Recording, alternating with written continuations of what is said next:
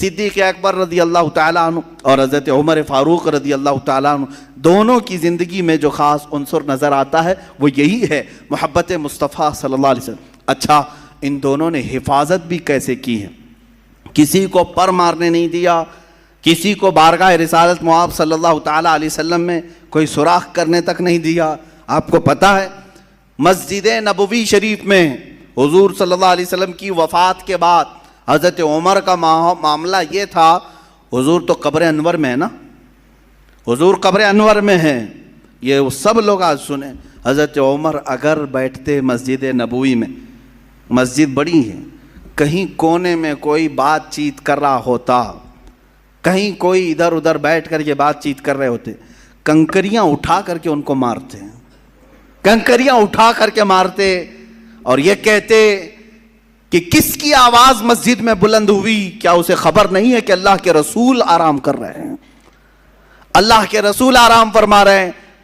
یہ ظاہری زندگی کی بات نہیں کر رہا ہوں، وفات کے بعد حضرت عمر مسجد نبوی میں کسی کو بلند آواز سے بات کرنے نہیں دیتے تھے، کبھی بات کرنے نہیں دیتے تھے۔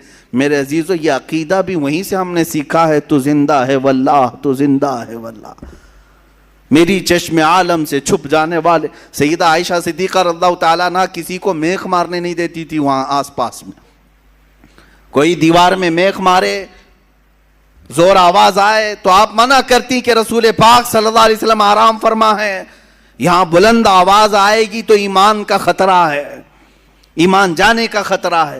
یہ حضرت عمر فاروق رضی اللہ تعالیٰ عنہ کا ادب تھا، اور حضرت صدیق اکبر رضی اللہ تعالیٰ عنہ کا بھی ادب یہی ہے۔ میرے عزیزو، ان کی زندگیوں میں کوئی بھی اگر خاص وصف تمہیں نظر آتا ہے تو حضور کے ارد گرد گھومتا ہی نظر آئے گا۔ آپ کو میں بتاؤں، جہاں آج مسجد نبوی شریف میں محراب ہے میرے آقا صلی اللہ علیہ وسلم، محراب ہے، آج بھی ہے، وہ محراب بھی ہے، منبر بھی ہے۔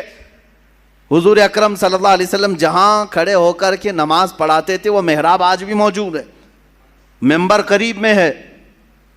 لیکن حضرت ابوبکر صدیق جب خلیفہ بنے تو جانتے ہیں، اب مثال کے طور پر یہ محراب ہے، اگر میں یہ نماز پڑھانے کے لیے کھڑا ہوا تو یہاں میں کھڑا ہوا اور سامنے ادھر سجدہ کر رہا ہوں، یہی ہوتا ہے۔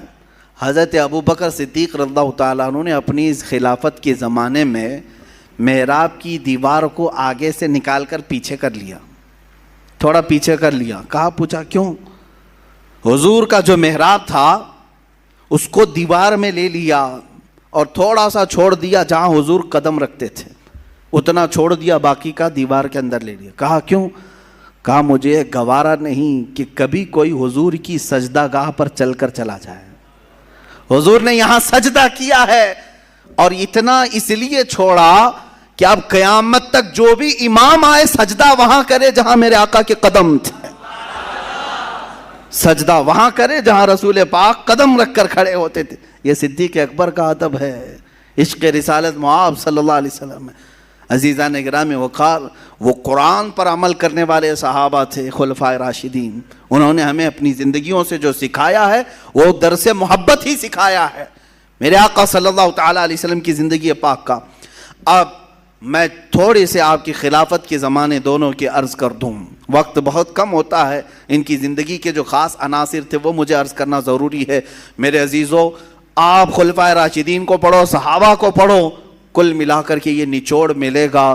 حضور اکرم صلی اللہ تعالیٰ علیہ وسلم کی زندگی پاک کو اگر تم نے اپنی زندگی میں نہیں شامل کیا یا خیال نہیں کیا تو تمہارا نام صرف مسلمان رہ جائے گا، اسلام سے تمہارا کوئی تعلق ہی نہیں رہے گا۔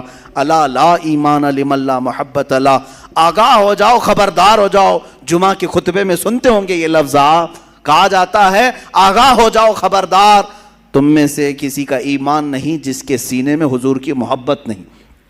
الا لا ایمان لمن لا محبت لا، خبردار، اس کا ایمان ہی نہیں جس کے سینے میں حضور کی محبت نہیں۔ ہم یہی چیز اب تک سیکھ کر کے آئے اور اللہ ہماری نسلوں میں بھی یہی چیز باقی رکھے، یہی چیز باقی رکھے۔ اگر اپنی زندگی میں آج کچھ کر سکتے ہو تو یہی کرو، اپنے بچوں کو حضور کی محبت سکھاؤ، نہیں پلاؤ، پلاؤ۔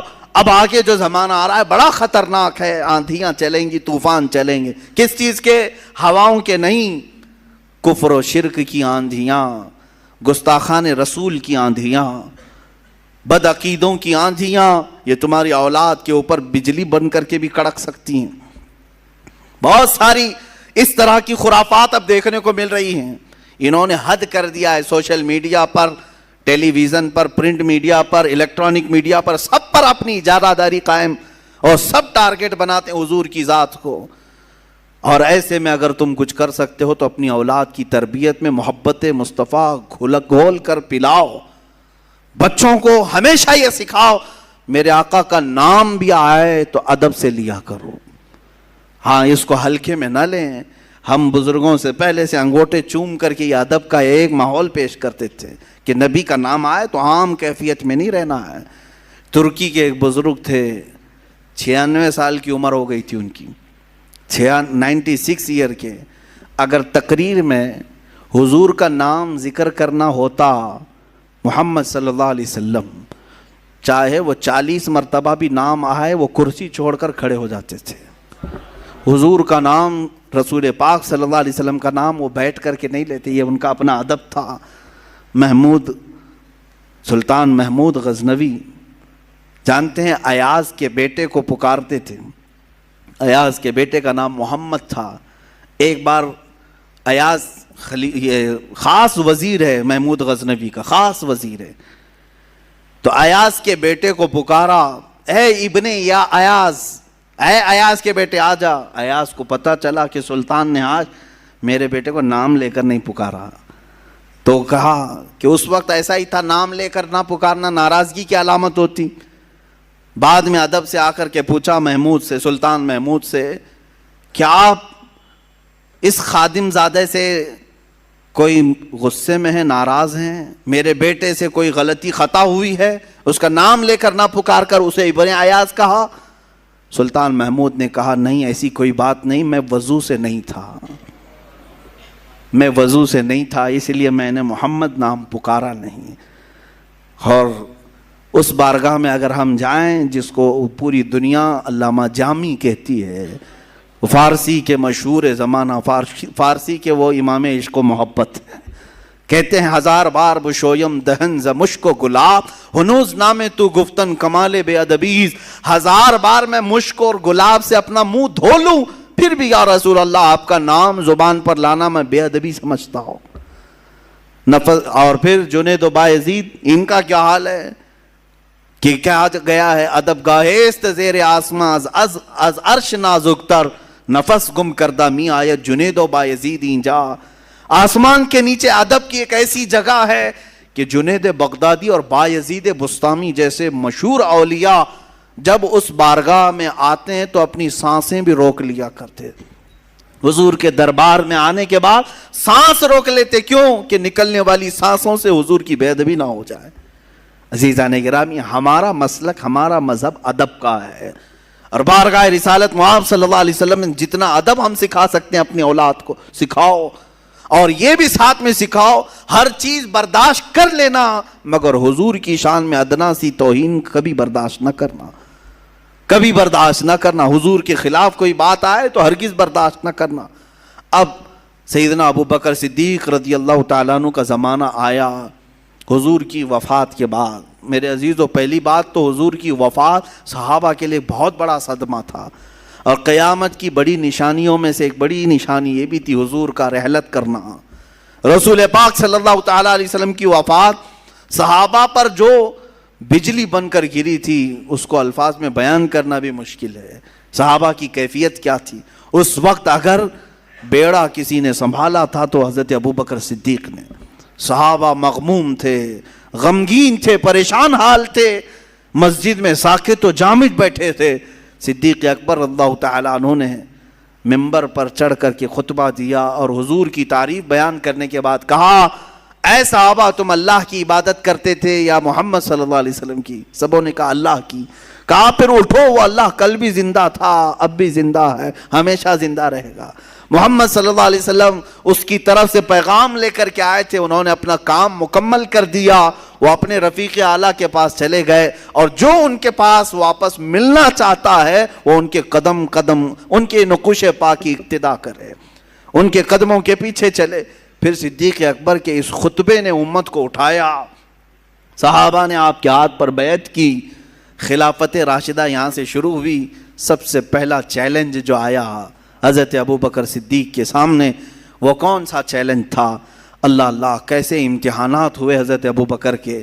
ایک لشکر حضرت اسامہ بن زید کی سپہ سالاری میں ملک شام جا رہا تھا، اس میں بہت صحابہ تھے، اور اچانک مسیلمہ کذاب، ایک شخص ہے مسیلمہ نام کا، اس نے اپنے نبی ہونے کا دعویٰ کر دیا کہ محمد صلی اللہ علیہ وسلم کے بعد میں نبی ہوں۔ وہ جھوٹا نبی بن گیا، جھوٹی نبوت کا دعویٰ کیا۔ اب اس کے بھی بہت سارے پیروکار ہو گئے، بہت سارے لوگ اس کی بھی ماننے والے ہو گئے۔ ایک چیلنج وہ تھا۔ اور حضرت ابوبکر صدیق رضی اللہ تعالیٰ عنہ کے زمانے میں یمن کے علاقے میں اور ایک فتنہ برپا ہو گیا۔ ایک اور جھوٹا نبوت کا مدعی اسود عنسی تھا۔ کئی محاذ آپ کے سامنے ایک ساتھ کھڑے ہو گئے، ایک ساتھ آ گئے، لیکن صحابہ کہتے ہیں کہ حضرت ابوبکر کی پیشانی پر کبھی بل تک نہیں آتے تھے۔ اتنے بڑے بڑے محاذ ہیں، حضور کی وفات ہوئی ہے۔ ایک اور جماعت نکل پڑی جو زکوٰۃ کا انکار کرنے لگے ہیں، کہا اب سے ہم زکوٰۃ نہیں دیں گے۔ زکوٰۃ کے منکرین بھی، مسیلمہ کذاب کے پیروکار بھی، جھوٹی نبوت کا دعویٰ کرنے والے۔ یمن میں اسود عنسی کا ایک محاذ، ملک شام میں حضرت اسامہ بن زید کے لشکر کو بھی بھیجنا ہے۔ چار محاذ اچانک سامنے آئے۔ کون فیصلہ لے گا ایسے وقت میں؟ کون فیصلہ لے گا؟ عزیزان گرامی وقار، حضرت ابوبکر صدیق وہ تنہا پختہ ایمان والے تھے۔ حضرت عمر آ کر کے وہاں مشورہ دے رہے تھے کہ حضرت ابوبکر سے کہ تھوڑا اس کام کو ڈیلے کر لیں، پہلے یہ کام کر لیں گے۔ حضرت ابوبکر صدیق نے کہا اے عمر، وہ جوش کہاں چلا گیا تمہارا جو مکہ میں ہوتا تھا؟ ایمان لانے کے بعد تو حضرت عمر کہتے ہیں میں نے دیکھ لیا حضرت ابوبکر کا سینہ ایمان سے بھرا ہوا ہے، ایمان سے بھرا ہوا ہے۔ سبوں نے تصدیق کر دی۔ چاروں محاذ پر حضرت ابوبکر صدیق نے ہر ایک کو بھیجا۔ ملک شام اسامہ بن زید گئے، یمن کا محاذ سر کرنے کے لیے خالد بن ولید گئے، اور پھر اس کے مسیلمہ کذاب کے خلاف 1200 سے زیادہ صحابہ گئے، جس کو جنگ یمامہ کہتے ہیں۔ کئی ہزار صحابہ یہاں پر بھی گئے، لیکن جانتے ہیں یہ جنگ یمامہ جس میں مسیلمہ کذاب کے خلاف جنگ لڑی گئی تھی، اللہ اللہ، میں بھی وہی پڑھ رہا تھا جنگ یمامہ کو، پھر کسی وقت میں تفصیل سے بیان کروں گا۔ یہ وہ جنگ تھی جو ختم نبوت پر ڈاکہ ڈالنے والوں کے خلاف تھی۔ سب سے پہلی جنگ ہے جنہوں نے حضور کی ختم نبوت کا انکار کیا۔ صحابہ مدینے سے چل پڑے، اور جب جنگ ہوئی تو جانتے ہیں 1200 صحابہ شہید ہوئے تھے اس میں، 1200 صحابہ، جن کے اور بعض روایت میں 700 صحابہ جو سب کے سب حافظ قرآن تھے، شہید ہو گئے۔ پورے میدان میں بکھرے ہوئے تھے، کئی کی گردنیں الگ، کئی کے سر الگ، کئی کے دھڑ الگ، کئی کے ہاتھ پیر جدا، سب پورے میدان میں بکھرے ہوئے تھے۔ روایت لکھنے والوں نے دیکھا اور کہا جتنے بھی وہاں پر لاشیں تھی ہم نے دیکھا سب کے چہرے مسکرا رہے تھے، سب کے چہرے چمک رہے تھے، سب کے چہرے دمک رہے تھے۔ کیوں نہ چمکیں، کیوں نہ دمکیں؟ اس لیے کہ وہ جس کے لیے جان دے رہے تھے، وہ کوئی معمولی شخصیت نہیں تھی۔ جب وفات کے وقت وہ آ جائیں تو سارا درد بھی ہلکا ہو جائے۔ عزیزان گرامی، یہ جنگ یمامہ میں اتنی بڑی شہادتیں ہوئی۔ صدیق اکبر رضی اللہ تعالیٰ عنہ نے اس محاذ کو بھی سر کر لیا۔ مسیلمہ کذاب کو اسی وحشی صحابی نے، جن کا نام وحشی ہے، جنہوں نے حضرت امیر حمزہ کو قتل کیا تھا، وہ ایمان لائے بعد میں، اور وہی ذریعہ بنے مسیلمہ کذاب کو قتل کیا۔ وہ کہتے تھے میں جب ایمان نہیں لایا تھا تو اسلام کے ایک بڑے عظیم بطل جلیل بہادر کا قتل کیا، اسلام لایا تو مسیلمہ کذاب کو قتل کر کے میں نے پرانا کفارہ ادا کر لیا۔ حضور پاک صلی اللہ علیہ وسلم کی اس نبوت پر ڈاکہ ڈالنے والے کا خاتمہ ہوا، اسود عنسی کا خاتمہ ہوا، اسامہ بن زید کا جو لشکر گیا تھا وہ بھی فتح مبین سے ہمکنار ہو کر واپس آیا۔ صدیق اکبر رضی اللہ تعالیٰ عنہ کے 2 سالہ خلافت کا زمانہ ایسا ہے جو سنہری فتوحات ہیں. جس جگہ حضرت ابوبکر صدیق نے بھیجا وہ فتح یاب ہو کر کے لوٹا. آپ کی زندگی پاک میں اسلامی سلطنتیں وسیع ہوتی رہیں, بڑھتی رہیں. صرف 2 سال لیکن ایسے رہے حضرت ابوبکر صدیق کہ اسلامی سلطنتوں کو وسیع کرنے کی ہمیشہ فکر رہتی, لیکن ایک غم ہمیشہ رہتا تھا, حضور کے قریب حضور پاک کے چہرے کو نہ دیکھنے کا غم. حضور اکرم صلی اللہ علیہ وسلم کے روضہ اطہر کے پاس جاتے تو بے اختیار رونے لگ جاتے تھے. اور آپ کی وفات اسی غم مصطفیٰ میں ہو گئی.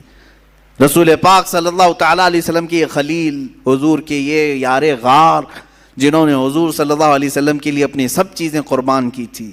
عزیزان گرامی وقار, حضور کی طرف اس قدر ادب کا ماحول میں نے کسی اور میں نہیں دیکھا جو حضرت ابوبکر صدیق میں دیکھا. صدیق اکبر رضی اللہ تعالیٰ عنہ ہمیشہ حضور صلی اللہ علیہ وسلم کے آگے پیچھے, ہجرت کے موقع پر کبھی دائیں چلتے, کبھی بائیں, کبھی آگے, کبھی پیچھے. حضور پوچھتے ایسا کیوں کر رہے ہو؟ حضرت ابوبکر کہتے کہ مجھے لگتا ہے کہیں سے کوئی تیر چلے تو میرے اوپر آ جائے. حضور صلی اللہ تعالیٰ علیہ وسلم جب جنگ بدر میں تھے تو حضرت علی رضی اللہ تعالیٰ عنہ سے پوچھا گیا, حیدر کرار ہے, شیر خدا ہے, ان کی شجاعت پر کسی کو کوئی سوال ہی نہیں.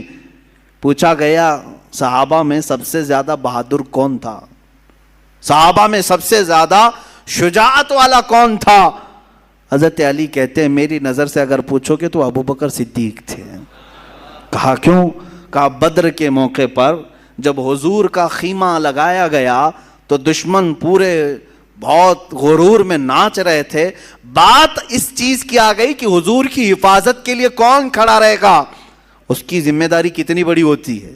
حضور کی حفاظت کے لیے جو کھڑا, کچھ بھی اگر حضور کو ہوا تو حفاظت کرنے والا پہلے پکڑا جائے گا, اس کے اوپر ساری چیزیں آئیں گی, تو کیا کر رہا تھا. تو اس موقع پر حضرت علی کہتے ہیں صحابہ سب گھبرائے تھے. اس وقت اگر کوئی آگے بڑھا تھا تو ابوبکر صدیق تھے حضور کے خیمے کے پاس, اور ایسے کھڑے ہو گئے تھے کہ کسی کو پر مارنے کی بھی ہمت نہیں تھی. وہ رسول پاک صلی اللہ علیہ وسلم کے ڈیفنس کے لیے بھی اس قدر الرٹ رہتے تھے. حضرت ابوبکر صدیق رضی اللہ تعالیٰ عنہ کی زندگی یہی خلاصہ یہی ملتا ہے کہ ان کی زندگی ارد گرد گھومتی ہے. وہ ایک پروانے تھے جو شمع کے ارد گرد گھومتے تھے. عزیزان گرامی وقار, حضور پاک صلی اللہ تعالیٰ علیہ وسلم کی وفات ظاہری کے بعد حضرت ابوبکر کے 2.5 سال کا عرصہ جب گزرنے کو آیا تو آپ بخار زدہ ہوئے, بیمار ہوئے. جمادی الاخر کا وقت تھا, اور اس وقت وفات سے پہلے بھی جو وصیت کرتے ہیں وہ کیا ہے؟ کہتے ہیں میرا جنازہ نہلا دھلا کر غسل کفن دے کر جنازہ حضور کے روضے کے پاس رکھ دینا, اور پوچھنا, اجازت لینا کہ آپ کا خلیل, آپ کا دوست آپ کے ساتھ دفن ہونے کی اجازت چاہتا ہے. اگر اجازت مل جائے تو مجھے اندر دفن کرنا حضور کے حجرے میں, ورنہ جنت البقیع میں عام مسلمانوں کے ساتھ دفن کر دینا. یہ وصیت ہے حضرت ابوبکر صدیق کی وفات کے بعد. میں کبھی کبھار سوچتا ہوں اس روایت کو پڑھنے کے بعد صحابہ بھی سن کر خاموش رہ گئے. وہ کس سے اجازت لینے کی بات کہہ رہے ہیں؟ جو قبر میں ہیں. حضرت ابوبکر کس سے اجازت لینے کی بات کر رہے ہیں؟ قبر میں ہے رسول پاک, اور صحابہ بھی خاموش ہیں. اس کا مطلب ہے ان کا عقیدہ ہی یہ تھا کہ حضور سنتے بھی ہیں, دیکھتے بھی ہیں, اور جواب بھی دیتے ہیں. ہم یہاں سے پکاریں وہ وہاں سے سنیں, مصطفیٰ کی سماعت پہ لاکھوں سنا. وفات ہوئی, حجر انور کے باہر رکھا گیا, اور صحابہ میں سے ایک صحابی نے پکار کر کے کہا اے اللہ کے نبی, آپ کا دوست آپ کے ساتھ دفن ہونے کی اجازت چاہتا ہے. اتنا باہر کھڑے ہو کر کے کہا, حجر انور کا دروازہ اچانک کھل گیا, اس کی چٹکنی گر گئی اور دروازہ کھلا. اندر سے آواز آئی ادخل الحبیب الی الحبیب, حبیب کو حبیب کے ساتھ داخل کر دو. صحابہ نے حضور کے پہلو میں انہیں دفن کیا ہے. اللہ اللہ کیا شان ہے صدیق تمہاری, جب تک اللہ نے زندگی دی تب بھی حضور کی معیت اور صحبت میں گزارا, اور وفات بھی ہوئی تو قیامت تک حضور کے پہلو میں سونا ملا. یہ کسی کو نہیں مل سکا جو حضور سے اتنا متصل ہو کر کے کوئی سو رہا ہو. حضور کی کسی خاندان والے میں بھی کسی کو یہ چیز نہیں ملی کہ وہ قبر میں حضور کے متصل ہو کر کے اب تک سو رہا ہو. اور اس کے بعد دوسری فضیلت اگر کسی کو ملی ہے وہ حضرت عمر فاروق کو ملی ہے. ان کے بعد یہ حجرہ بند ہو گیا, یہ حجرہ بند ہو گیا. حضور بادشاہ اعظم آرام فرمائے, پہلو میں دونوں وزیر آرام فرمائے. میرے